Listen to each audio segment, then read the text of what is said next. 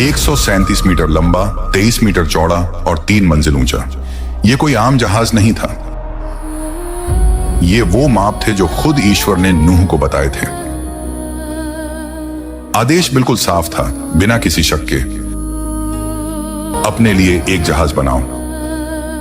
बस यही एक वाक्य था और इसके साथ ही इंसानी इतिहास के सबसे बड़े और सबसे अजीब कामों में से एक की शुरुआत हो गई। बाइबल हमें जहाज का साइज बताती है, लकड़ी का नाम बताती है और यह भी बताती है कि वह क्यों बनाया जा रहा था। लेकिन वह यह नहीं बताती कि नूह को इसे बनाने में किन किन मुश्किलों का सामना करना पड़ा। और सच्चाई यह है कि जो भी उस जमाने में लकड़ी का काम जानता होगा वह समझ सकता था यह काम आसान नहीं था, बहुत मुश्किल था। सबसे पहली बात, जगह। 137 मीटर लंबी चीज आप कहीं भी खड़ी नहीं कर सकते। उसके लिए बहुत बड़ी, मजबूत और सीधी जमीन चाहिए थी। ऐसी जगह जहां मिट्टी धंसने वाली ना हो, जहां जमीन फिसले नहीं और जहां आसपास सरो यानी साइप्रस के पेड़ हों, क्योंकि जहाज उसी लकड़ी से बनना था। अब जरा नूह को सोचिए, कोई मशीन नहीं, कोई इंजीनियर नहीं, कोई नक्शा नहीं, बस अनुभव, समझ और परमेश्वर पर भरोसा। नूह जमीन पर चलता है, मिट्टी को पैरों से दबाकर देखता है, हाथ में लेकर जांचता है, देखता है कि जमीन कितनी सख्त है, पेड़ कितनी दूरी पर है, लकड़ी यहां से वहां ले जाना मुमकिन है या नहीं। और आखिरकार बहुत सोच समझकर वह एक जगह चुनता है और यहीं से असली मेहनत शुरू होती है। बड़े बड़े पत्थर हटाने पड़ते हैं, जमीन के अंदर गहरी जड़ें होती हैं, उन्हें उखाड़ना पड़ता है, हर जगह को बराबर करना पड़ता है। यह काम देखने में भव्य नहीं था, न कोई तारीफ, न कोई तालियां, बस मिट्टी, पसीना और थकान। और फिर एक और समस्या थी जो आज के लोगों को शायद समझ में भी ना आए, नमी। उस समय बारिश नहीं होती थी। बाइबल बताती है कि जमीन से भाप उठती थी जो पूरी धरती को गीला रखती थी। मतलब मिट्टी अक्सर नम रहती थी और नम मिट्टी जल्दी कीचड़ बन जाती है, औजार उसमें धंस जाते हैं, लकड़ी गीली हो जाती है, जमीन कमजोर पड़ जाती है।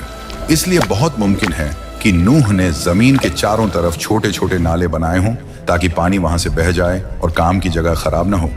ये पानी आसमान से नहीं गिर रहा था, ये खुद धरती से निकल रहा था। और जब नूह ये सब कर रहा था, लोग उसे देख रहे थे। कोई हंस रहा था, कोई मजाक उड़ा रहा था, कोई कह रहा था ये आदमी पागल हो गया है, इतनी बड़ी जमीन क्यों साफ कर रहा है, यहां तो कभी पानी भी नहीं आया, जहाज किस लिए। लेकिन नूह किसी को जवाब नहीं देता, क्योंकि वह लोगों के हिसाब से काम नहीं कर रहा था, वह ईश्वर के कहे मुताबिक काम कर रहा था। जब जमीन आखिरकार काफी मजबूत और सूखी हो गई, तब अगला बड़ा काम शुरू हुआ, लकड़ी जमा करना। परमेश्वर ने साफ कहा था, जहाज सरों की लकड़ी से बनाना। सरों के पेड़ छोटे नहीं होते, वे बहुत बड़े, भारी और मजबूत होते हैं। ऐसे पेड़ काटना आज भी आसान नहीं होता, और उस जमाने में तो और भी मुश्किल था। एक दो पेड़ नहीं, सैकड़ों पेड़, हर दिन वही काम, कुल्हाड़ी उठाओ, वार करो, फिर वार, फिर वार। कई घंटों के बाद जाकर एक पेड़ गिरता, जंगल में उसकी आवाज गूंजती, लेकिन पेड़ गिरने से काम खत्म नहीं होता था। अब सवाल था, इतने बड़े तनों को वहां तक कैसे पहुंचाया जाए जहां जहाज बन रहा था। न पहिए थे, न ट्रक, न मशीनें। तो उन्होंने वही तरीका अपनाया जो पुराने जमाने के लोग जानते थे, लकड़ी के गोल लट्ठे। बड़े तने के नीचे छोटे लट्ठे रखे जाते, रस्सियों से खींचा जाता, धीरे धीरे थोड़ा थोड़ा करके लकड़ी आगे बढ़ती। जैसे ही तना आगे जाता, पीछे के लट्ठे उठाकर आगे रख दिए जाते। ये काम बहुत धीरे होता था, थकाने वाला था और कभी कभी खतरनाक भी। लेकिन हर लकड़ी जो वहां पहुंचती, नूह के लिए एक बात की याद दिलाती, मैं जो कर रहा हूं वह बेकार नहीं है। आसपास के लोग यह सब देखते थे। इतनी बड़ी बड़ी लकड़ियां एक अजीब सी खाली जमीन की तरफ जा रही थी। लोग और ज्यादा मजाक उड़ाने लगे, लेकिन नूह रुका नहीं, क्योंकि जो आदमी परमेश्वर की बात सुन लेता है वह दुनिया की हंसी से नहीं डरता। धीरे धीरे लकड़ी इकट्ठा होने लगी। अब वह समय आ गया था जब सिर्फ काटना और ढोना ही नहीं, बल्कि कुछ खड़ा करने का वक्त था। ऐसी चीज जो पहले कभी किसी ने नहीं बनाई थी, ऐसी चीज जो आने वाले समय में सिर्फ एक जहाज नहीं बल्कि जिंदगी की आखिरी उम्मीद बनने वाली थी। जब काफी सारी लकड़ी जमा हो गई, तब नूह के सामने अगला और सबसे जरूरी काम आया, जहाज की नींव बनाना। कोई भी बड़ा काम ऊपर से नहीं, नीचे से शुरू होता है। और इस जहाज के लिए सबसे अहम चीज थी उसकी रीढ़। रीढ़ मतलब जहाज का वो हिस्सा जिस पर पूरा वजन टिका रहता है। 3 मंजिलें, जानवर, खाना, पानी, सब कुछ उसी पर निर्भर था। अगर यहाँ जरा सी भी गलती होती तो पूरा जहाज कमजोर पड़ जाता। लेकिन यहाँ एक बड़ी दिक्कत थी, इतना लंबा पेड़ होता ही नहीं। 137 मीटर लंबी लकड़ी किसी एक पेड़ से मिल ही नहीं सकती थी। इसका मतलब साफ था, कई बड़े बड़े तनों को आपस में जोड़कर एक सीधी और मजबूत रीढ़ बनानी होगी। यह काम ताकत से ज्यादा समझदारी का था। नूह और उसके बेटों ने लकड़ियों को इस तरह काटा कि वे एक दूसरे में फिट हो जाएं। पुराने जमाने के कारीगर यह तरीका जानते थे। लकड़ी में खास कट लगाए जाते थे ताकि दो टुकड़े जुड़कर एक मजबूत हिस्सा बन जाए। फिर उन जोड़ों को और मजबूत करने के लिए कड़ी लकड़ी के खूंटे ठोंके जाते थे। जब सब कुछ ठीक से फिट हो जाता तो वो जोड़ ऐसे हो जाते जैसे एक ही लकड़ी हो। धीरे धीरे जहाज की रीढ़ जमीन पर आकार लेने लगी। अब पहली बार नूह को साफ दिखने लगा कि वह क्या बना रहा है। इसके बाद आया अगला बड़ा कदम, ढांचा खड़ा करना। ढांचे को आप जहाज की हड्डियां समझ सकते हैं। ये वो मुड़ी हुई लकड़ियां थीं जो जहाज को उसका आकार देती थीं। इन्हीं से तय होता था कि जहाज पानी में कैसे टिकेगा। हर लकड़ी को सही जगह, सही कोण पर लगाना बहुत जरूरी था। अगर एक भी लकड़ी ज्यादा झुक जाती तो पूरा संतुलन बिगड़ सकता था। इसलिए काम बहुत ध्यान से किया गया। रस्सियों को सीधी लाइन की तरह खींचा जाता, पत्थरों को लटका कर देखा जाता कि लकड़ी सीधी है या नहीं। हर बीम को बार बार झांचा जाता। कल्पना कीजिए उस मंजर को, भारी भरकम लकड़ियां, मोटी रस्सियां और कुछ लोग अपनी पूरी ताकत लगाते हुए। धीरे धीरे जमीन पर एक अजीब सा ढांचा खड़ा होने लगा। लोग दूर से देखने आते थे। अब यह सिर्फ लकड़ी नहीं रही थी, यह साफ दिख रहा था कि कुछ बहुत बड़ा बनने वाला है। लेकिन नूह जानता था ढांचा बन जाना काफी नहीं है। अब सबसे जरूरी काम बचा था, पानी से बचाव। परमेश्वर ने साफ कहा था, जहाज को अंदर और बाहर दोनों तरफ राल से ढक देना। राल मिट्टी से निकलने वाला गाढ़ा पदार्थ होता है। उसे गर्म किया जाता, फिर लकड़ी पर लगाया जाता। ठंडा होने पर वह पत्थर जैसी सख्त हो जाती थी और पानी अंदर नहीं जाने देती थी। लेकिन यह काम बहुत मेहनत वाला था। हर जोड़, हर दरार, हर कोना, अगर कहीं से भी पानी घुस गया तो महीनों की मेहनत बेकार हो सकती थी। इसीलिए नूह और उसके बेटे दिन रात यही काम करते रहे। पहले बाहर राल लगाई जाती, फिर अंदर। एक परत सूखती, तब दूसरी लगती। कई दिन, शायद कई हफ्ते इसी काम में निकल गए। आखिरकार वह दिन आया जब पूरा जहाज अच्छे से सील हो चुका था। अब वह सिर्फ लकड़ी का ढांचा नहीं था, वह एक ऐसा सुरक्षित ठिकाना बन चुका था जो आने वाली सबसे बड़ी आफत को झेल सकता था। अब बाहर का काम लगभग पूरा था, लेकिन अंदर की दुनिया अभी बननी बाकी थी। परमेश्वर ने कहा था, जहाज के अंदर अलग अलग हिस्से बनाना। मतलब यह कोई खुली जगह नहीं होनी थी। अंदर छोटे छोटे कमरे, अलग अलग हिस्से होने थे। 3 मंजिलें, हर मंजिल पर अलग व्यवस्था। यह सिर्फ आराम के लिए नहीं था, बल्कि जिंदगी बचाने के लिए था। अगर सब जानवर खुले में होते तो कोई किसी पर हमला कर देता, कोई घायल हो जाता, बीमारी फैल जाती। इसीलिए अंदर भी लकड़ी की दीवारें बनाई गईं, मजबूत, लेकिन इतनी नहीं कि जहाज पर ज्यादा वजन पड़े। अब जहाज बाहर से भी तैयार था और अंदर से भी धीरे धीरे आकार ले रहा था। और कहानी अब उस मोड़ पर पहुंच रही थी जहां सिर्फ लकड़ी और मेहनत नहीं, बल्कि ईश्वर की शक्ति साफ दिखाई देने वाली थी। अब जहाज बाहर से मजबूत हो चुका था और अंदर की दीवारें भी बन चुकी थीं। लेकिन नूह जानता था कि असली मुश्किल अभी बाकी है, क्योंकि जहाज सिर्फ लकड़ी का ढांचा नहीं था, उसे जिंदा प्राणियों का घर बनना था। परमेश्वर ने साफ कहा था, जहाज के अंदर अलग अलग हिस्से बनाओ। मतलब ये कोई खुला हॉल नहीं था। अंदर छोटे छोटे हिस्से होने थे ताकि हर जानवर अपनी जगह पर रहे। अगर ऐसा नहीं होता तो अंदर पूरा हंगामा मच जाता। नूह ने बहुत समझदारी से काम किया। सबसे नीचे वाली मंजिल पर भारी जानवरों के लिए जगह बनाई गई, जैसे बड़े जानवर जो ज्यादा वजन वाले थे। इससे जहाज का संतुलन नीचे की तरफ बना रहता। बीच वाली मंजिल पर मध्यम आकार के जानवर रखे गए जो न बहुत भारी थे न बहुत हल्के, और सबसे ऊपर वाली मंजिल पर छोटे जानवर और पक्षी। वहां हवा भी ज्यादा मिल सकती थी। यह सब किसी किताब में लिखा नहीं है, लेकिन यह एकदम तर्क संगत है। इतना बड़ा जहाज बिना योजना के नहीं चल सकता था। हर हिस्से के बीच लकड़ी की दीवारें थीं। ये दीवारें इतनी मजबूत थीं कि जानवर बाहर ना निकल सकें, लेकिन इतनी भारी भी नहीं कि जहाज पर ज्यादा वजन पड़े। फिर आया एक और जरूरी सवाल, हवा का रास्ता। इतने सारे जानवर, बंद जहाज, महीनों तक। अगर हवा का सही इंतजाम न होता तो अंदर रहना नामुमकिन हो जाता। बाइबल बताती है कि ऊपर की तरफ एक लंबी सी खिड़की बनाई गई थी जो छत के नीचे थी। इससे ताजी हवा अंदर आ सकती थी लेकिन बारिश का पानी नहीं। इसके अलावा अंदर भी ऐसे रास्ते बनाए गए होंगे जहां से हवा घूम सके, वरना जानवरों से निकलने वाली गैसें बहुत खतरनाक हो सकती थी। अब बात आती है खाने पीने की।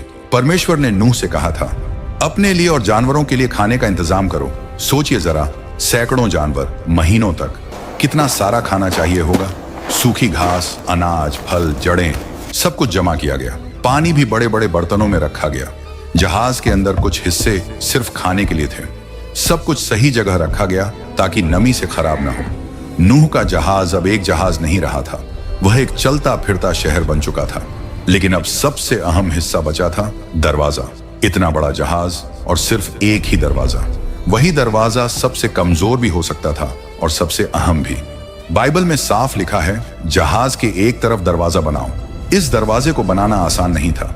इतना बड़ा छेद अगर ठीक से मजबूत ना किया जाए तो पूरी दीवार कमजोर हो सकती थी। इसलिए दरवाजे के चारों तरफ मोटी लकड़ियां लगाई गईं। अंदर से तिरछी बीमें लगाई गईं ताकि दबाव बराबर बढ़ जाए।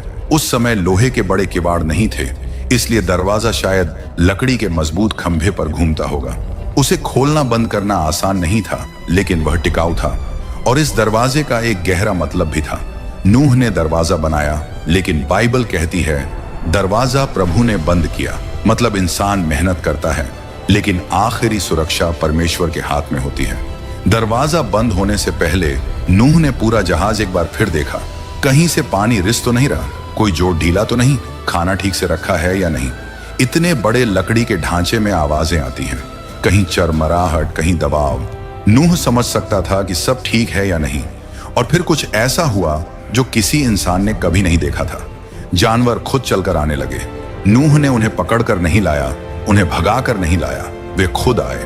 जंगल से जोड़े में निकलते जानवर, पक्षी उड़कर आकर बैठते, रेंगने वाले जीव सीधी दिशा में चलते। कोई लड़ाई नहीं, कोई डर नहीं, कोई अफरा तफरी नहीं। शिकारी और शिकार एक साथ चल रहे थे, जैसे कोई अदृश्य ताकत उन्हें रास्ता दिखा रही हो। यह साफ संकेत था कि यह सिर्फ इंसानी काम नहीं था, यह परमेश्वर की योजना थी। एक एक करके सब जानवर अंदर गए, अपनी अपनी जगह पर, जैसे उन्हें पहले से पता हो कि कहां जाना है। आखिर में नूह गया, उसकी पत्नी, उसके 3 बेटे और उनकी पत्नियां, कुल 8 लोग। और फिर दरवाजा बंद हो गया। लेकिन उसे बंद इंसान ने नहीं किया, परमेश्वर ने किया। अब बाहर की दुनिया और अंदर की दुनिया अलग हो चुकी थी। अंदर इंतजार, बाहर कुछ ऐसा जो इतिहास में कभी नहीं हुआ था। दरवाजा बंद हो चुका था, और यह कोई आम दरवाजा नहीं था। यह वही दरवाजा था जिसे नूह ने बनाया था, लेकिन बंद खुद परमेश्वर ने किया था। जहाज के अंदर एक अलग ही माहौल था। बाहर की दुनिया अभी भी वैसी ही लग रही थी जैसी हमेशा रहती थी।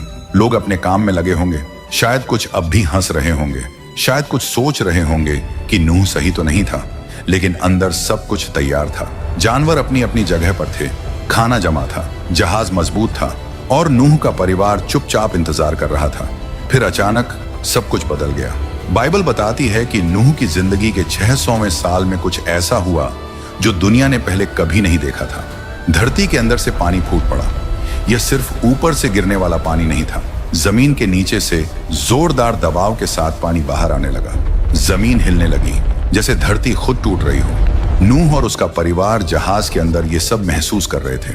जहाज हिल रहा था, लकड़ी चरमरा रही थी, नीचे से जमीन के हिलने की आवाजें आ रही थीं। और फिर आसमान खुल गया। यह इतिहास की पहली बारिश थी, और यह कोई हल्की फुहार नहीं थी। भारी भारी बूंदें लकड़ी पर जोर से गिरने लगी। आवाज इतनी तेज थी कि बात करना मुश्किल हो गया। गरज, बिजली, अंधेरा, सब कुछ एक साथ। जो लोग बाहर थे उन्होंने ऐसा कभी नहीं देखा था। पानी ऊपर से गिर रहा था, नीचे से भी उठ रहा था। पानी बढ़ता गया, धीरे धीरे, फिर तेजी से। जहाज जो सालों से जमीन पर खड़ा था, अब पहली बार हिलने लगा। फिर एक पल आया जब वह जमीन से उठ गया। जहाज तैरने लगा। नूह और उसके परिवार के लिए यह डरावना भी था और अद्भुत भी। लकड़ी हिल रही थी, फर्श कांप रहा था, जहाज पानी पर झूल रहा था। वही जहाज जिसे लोग मजाक समझते थे, अब जिंदगी बचाने वाला था। जहाज के अंदर अब एक नई दिनचर्या शुरू हो गई। हर दिन जानवरों को खाना देना, पानी देना, उनके हिस्सों को साफ करना। यह आसान काम नहीं था। जानवरों की आवाजें, उनकी गंध, थकान, सब कुछ सहना पड़ता था। लेकिन नूह और उसका परिवार जानते थे कि यही उनकी जिम्मेदारी है। बाहर क्या हो रहा था वे देख नहीं सकते थे, लेकिन वे महसूस कर सकते थे। पानी लगातार बढ़ रहा था। जहाज ऊपर उठता जा रहा था, कभी दाएं झुकता कभी बाएं। बाइबल कहती है कि पानी इतना बढ़ गया कि पहाड़ तक डूब गए। पुरानी दुनिया, शहर, पेड़, मैदान सब खत्म हो गया। अंदर जहाज में एक अजीब सा सन्नाटा था। बाहर पूरी दुनिया मर रही थी, अंदर जिंदगी बची हुई थी। बारिश 40 दिन और 40 रात तक होती रही, लेकिन कहानी यहीं खत्म नहीं होती। बारिश रुक गई, लेकिन पानी फिर भी कम नहीं हुआ। 150 दिन तक पानी धरती पर छाया रहा। जहाज बहता रहा, कहीं कोई दिशा नहीं, कोई पतवार नहीं, कोई नियंत्रण नहीं। लेकिन नूह जानता था यह जहाज इंसानों के हाथ में नहीं, परमेश्वर के हाथ में है। हर दिन वही काम, हर दिन वही इंतजार। और फिर बहुत लंबे समय के बाद बाइबल में एक बहुत खूबसूरत लाइन आती है, और परमेश्वर ने नूह को याद किया। मतलब परमेश्वर ने नूह को छोड़ा नहीं था। सब कुछ योजना के मुताबिक था। एक हवा चली, पानी धीरे धीरे कम होने लगा। दिन बीतते गए, महीने बीतते गए, और फिर एक दिन जहाज रुका। वह किसी चीज से टकराया नहीं, वह धीरे से टिक गया। बाइबल बताती है कि जहाज अरारात के पहाड़ों पर आकर ठहर गया। नूह ने ऊपर की खिड़की खोली। कई महीनों बाद ताजी हवा अंदर आई, रोशनी आई, लेकिन बाहर की जमीन कैसी है यह अभी साफ नहीं था। इसलिए नूह ने एक कौवा छोड़ा। वह उड़ता रहा, लौटकर नहीं आया। फिर नूह ने एक कबूतर छोड़ा, वह लौट आया। उसे बैठने की जगह नहीं मिली थी। कुछ दिन बाद नूह ने फिर कबूतर छोड़ा। इस बार वह एक जैतून की पत्ती लेकर लौटा। यह एक छोटा सा संकेत था, लेकिन बहुत बड़ा मतलब रखता था। जिंदगी वापस आ रही थी। कबूतर के मुंह में जैतून की पत्ती देखकर नूह समझ गया था धरती धीरे धीरे ठीक हो रही है। फिर भी वह जल्दी नहीं करता, क्योंकि नूह जानता था जिस परमेश्वर ने अंदर आने को कहा था वही बाहर आने का सही समय भी बताएगा। कुछ दिन बाद नूह ने कबूतर को तीसरी बार छोड़ा। इस बार वह वापस नहीं आया। इसका मतलब साफ था, अब बाहर रहने की जगह बन चुकी है। लेकिन फिर भी नूह इंतजार करता है। क्यों? क्योंकि दरवाजा उसने नहीं बंद किया था, परमेश्वर ने किया था। और अब वही परमेश्वर बोले। बाइबल बताती है कि परमेश्वर ने नूह से कहा, तू, तेरी पत्नी, तेरे बेटे और उनकी पत्नियां सब जहाज से बाहर आ जाओ। वह पल कैसा रहा होगा सोचिए जरा। लगभग 1 साल से ज्यादा समय जहाज के अंदर, अंधेरा, बंद जगह, जानवरों की आवाजें। और अब दरवाजा खुल रहा है, तेज रोशनी अंदर आती है, ताजी हवा का झोंका, नमी भरी मिट्टी की खुशबू। दरवाजा जिसे परमेश्वर ने बंद किया था अब खुल चुका था। सबसे पहले जानवर बाहर आने लगे, एक एक करके, जोड़े में। कोई भाग दौड़ नहीं, कोई डर नहीं। वे अपनी फितरत के हिसाब से अलग अलग दिशाओं में चले गए, जंगल की तरफ, मैदानों की तरफ, नई दुनिया की तरफ। फिर नूह बाहर आया, उसके पीछे उसका परिवार। पहली बार उन्होंने जमीन को दोबारा छुआ, ठोस जमीन। चारों तरफ सन्नाटा था, कोई शहर नहीं, कोई शोर नहीं, कोई पुरानी दुनिया नहीं, सब कुछ नया था। और इस नई शुरुआत में नूह ने सबसे पहला काम क्या किया? घर नहीं बनाया, खेत नहीं जोता, उसने वेदी, ऑल्टर बनाई। नूह ने परमेश्वर के लिए बलि चढ़ाई। यह उसका धन्यवाद था, यह उसका भरोसा था, यह उसकी श्रद्धा थी। बाइबल बताती है कि परमेश्वर इस बलि से प्रसन्न हुए। और फिर परमेश्वर ने एक बहुत बड़ा वादा किया, मैं फिर कभी पूरी धरती को पानी से नष्ट नहीं करूंगा। यह सिर्फ नूह से नहीं कहा गया था, यह वादा पूरी मानवता के लिए था। और इस वादे की निशानी के रूप में परमेश्वर ने आकाश में एक चिन्ह रखा, इंद्रधनुष। जब भी बारिश के बाद इंद्रधनुष दिखाई देता है, वह यही याद दिलाता है कि परमेश्वर न्याय भी करता है, लेकिन वह दया भी करता है। जहाज अब अपना काम पूरा कर चुका था। वह सिर्फ लकड़ी का ढांचा नहीं था, वह विश्वास की मिसाल था, वह आज्ञा मानने की कहानी था, वह बचाव का साधन था। उस एक जहाज से नई मानवता की शुरुआत हुई। नूह के बेटों से आगे चलकर देश बने, जातियां बनी, दुनिया फिर से भरी। लेकिन जहाज की कहानी वहीं खत्म नहीं होती। वह आज भी हमें यह सिखाती है कि जब परमेश्वर कुछ कहे और दुनिया हंसे, तो दुनिया की हंसी से ज्यादा परमेश्वर की बात पर भरोसा जरूरी है। क्योंकि जब समय आता है तो वही भरोसा जिंदगी बचाता है। जहाज सिर्फ पानी में नहीं तैरा था, वह विश्वास पर टिका था। और यही वजह है कि हजारों साल बाद भी नूह और उसका जहाज आज भी याद किया जाता है। क्योंकि जिसने परमेश्वर की सुनी वही बचा।